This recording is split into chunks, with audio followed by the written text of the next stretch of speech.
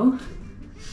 This is the most I've talked today. It's like 4:20 and I had just finished part 1 of an EFT training. I need to warm up my talking. Today, I wanted to talk about all the tracking things that I usually talk about. Okay, so I've been talking about tracking all these things, but I haven't shown you any of it.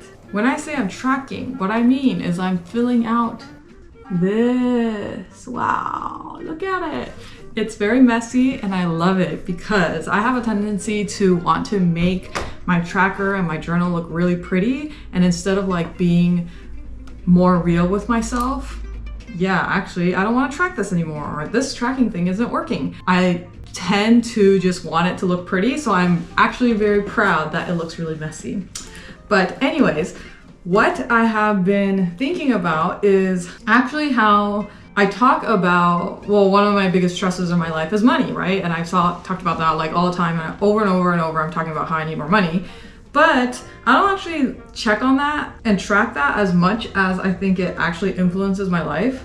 For example, for therapy, the things that I'm tracking are hours, revenue, and client inquiries that I get. That's it. I'm not really tracking anything else.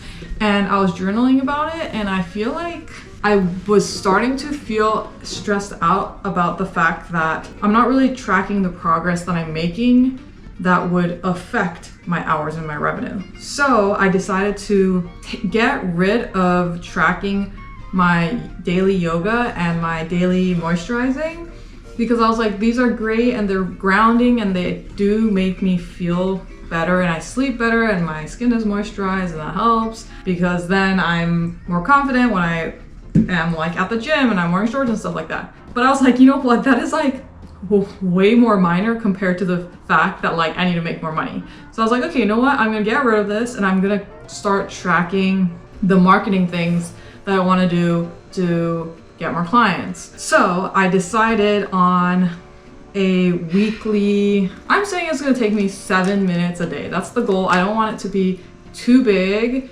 because I will get stressed and I won't do it. I don't want to be too small. Honestly, I don't think I could get any smaller of a task than this, but I wanted to walk you through it because I'm proud of it. So Monday is focusing on my Google business profile. So basically it just means like doing a little tweak here and there for us. And a Google business profile is basically like when you look on Google Maps and you see a business and it tells you like the hours and it gives you like a photo of what it looks like. That's basically a Google business profile. And I heard from somebody who works at my clinic that that's like the way that she mainly gets her clients. And I'm feeling optimistic about the fact that this could actually benefit me a lot because people who usually are on there already know they want to go to therapy. So the conversion rate is probably higher. But anyways, updating my Google business profile. So sometimes that will mean asking somebody for a review, commenting on a review, creating a post, making sure the description is all up to date, all of those things, little tweaks here and there to indicate to Google that this is an actual business and people are commenting and reviewing, which means that it's actually a good business and you should come see me. Okay, so that's Monday. Tuesday is website SEO. Basically, I'm just going to be tweaking my website here and there to hopefully so that you see it more quickly when you're Googling, I want to see a therapist in the Bay Area. I mean, probably more specific than that, but Tuesday is website. Wednesday is connecting to somebody in my community, reaching out to people that I used to go to school with, or I did practicum with, or people in my clinic, to just make sure I am talking to other therapists, because therapists know a lot about how to do this work. For example, I was talking to somebody earlier today and she gave me, no, not today. I was talking to her yesterday. Maybe she's watching, maybe not. But anyway, she was telling me super helpful information about how to get a job at one place, and also was talking about how important it is to have a Psychology Today video. So I was like, you know what?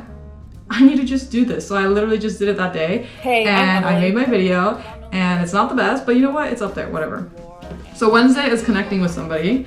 Thursday is focusing on a directory, or like updating a directory, signing up for another directory, updating the profile message, what is it called? The personal statement for a directory, making sure that it's linked to my website, so my website has backlinks, all of that Thursday. And again, remember, all of these things, I'm reminding myself, remember, it just has to be 7 minutes. It doesn't have to be like 30 minutes. So today is Thursday, so I actually went to Open Path Collective, which is a directory that caps the, the amount you can charge for. It's like sliding scale therapy, and I updated my bio, and I updated a whole bunch of other things because their website actually updated, and the required fields, there are new required fields. So I just did that today. And then on Friday is focusing on Google Insights. So basically looking at all the analytics of my Google business and probably like making adjustments on what I want to change for that. And you know what? I feel like Friday should just be a general analytics day. Maybe I can also look at the analytics for my website and Psychology Today. And then Saturday, I am still deciding on what I want to do for Saturday. But for now, I have writing a blog post, a very short blog post, mostly for SEO reasons. Like it's like really good to have a lot of links back to your website. But I feel like that is going to take way more than 7 minutes. So, and I really don't like to write. So I already feel like I'm not going to do that before I even do the first one, which is not a good sign for me. Probably I'm going to update that. For now, that is my new plan. Sounds great so far, Emily. Also, something related to like marketing things that I'm doing, things that I've changed. I added a Calendly link to my website so it's easier to book a consult call with me. And I used to have like a calendar link in the past and no one ever used it. So I'll be curious to see if this works. The only reason I took it down was because it cost money, but Calendly does not cost money. So I have good feelings about that. Hopefully people use it. Oh yeah, and then I wanted to talk about my couples thing. I'm still waiting to hear back from that couples center that I applied to. So yes, I really hope, you know what, I might reach out to them today or tomorrow. This week, I am at 1,241 hours. And if you were paying attention, not that you have to, because this is boring information, I think, that is 23 hours more than last week. And you might be like, oh my gosh, Emily, how did you see so many clients? I didn't. It's just this training thing that I'm doing. And of course, the main part of the hours is clinical hours, but also things like workshops and the time it takes to write your progress notes and hours in supervision. All of these things count towards the 3,000, but there is a minimum number of client hours I have to meet. So honestly, it probably doesn't matter that I went to this training and I'm getting so many hours for it, but it does count. So I'm at 1,241 hours. I made $390 in revenue this week and 0 client inquiries. That's right. This is my 3rd week with 0 client inquiries. Hence why I'm stressed and have this new plan now. Yeah. And then for YouTube, I am at 1,266 watch hours. That is 1 hour more than last week.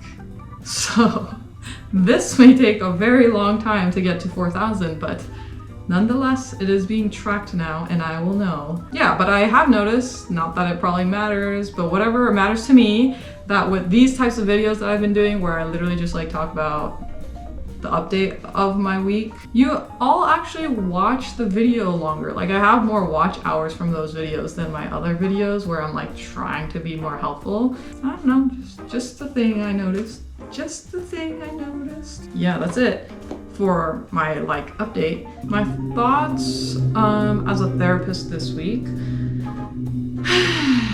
Well, actually, instead of that, I will talk about my main findings, or like the main thing I got out of today's workshop. So again, this is a EFT training that is specifically geared towards people of color, multiracial couples and like individuals. I feel like we aren't like really just focusing on couples work in this training. So the main thing I got today was that, I mean, this may seem obvious. Oh, you know what? It doesn't matter. This video is for me. Sometimes psychoeducation and frameworks help people to eventually be more vulnerable, because understanding and logically understanding why we may feel the way we may feel, or why we're doing certain things, can help us feel more safe and thus open up in a setting.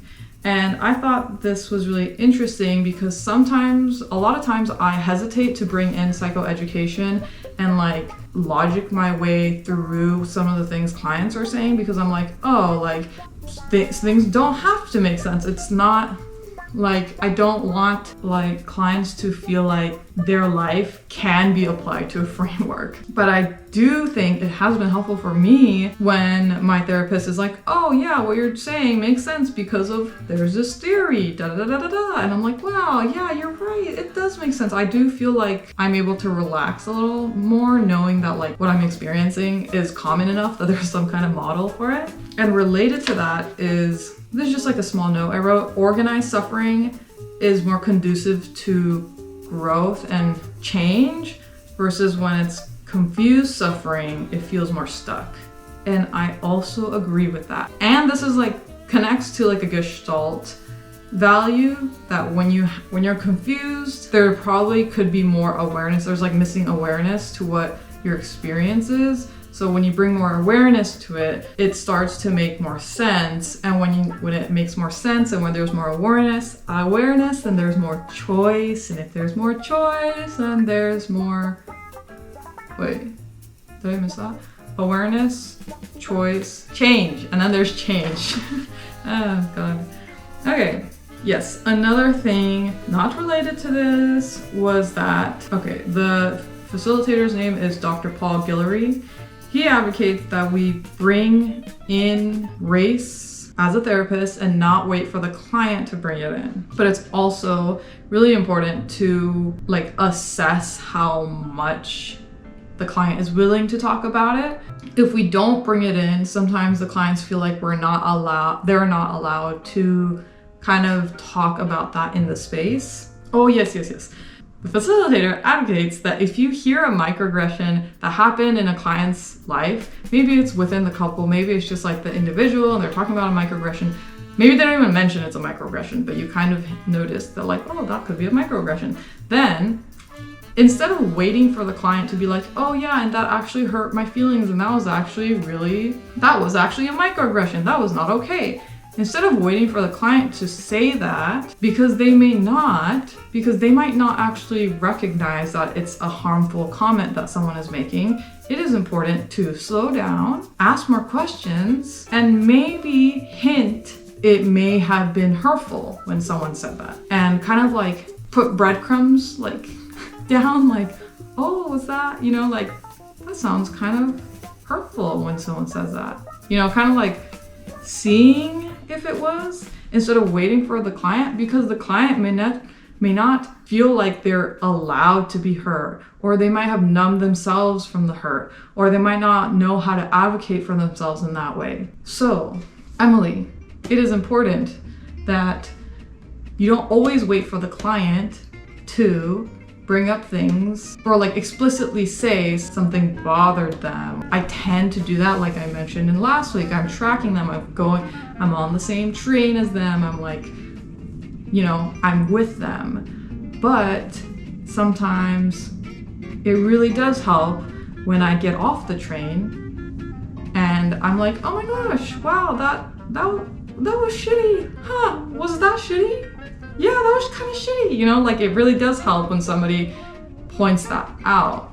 Maybe some people are gonna be like, no, it was fine, that's fine. I'm like, oh, okay, yeah, it's fine. Or maybe, I don't even know, someone might get upset with me that I thought that was shitty, but I guess I'll deal with that. Yeah, I feel it's good that I read back some of the things that I learned so that it stays in my head more. Yes. Okay, well, I'll see you next week.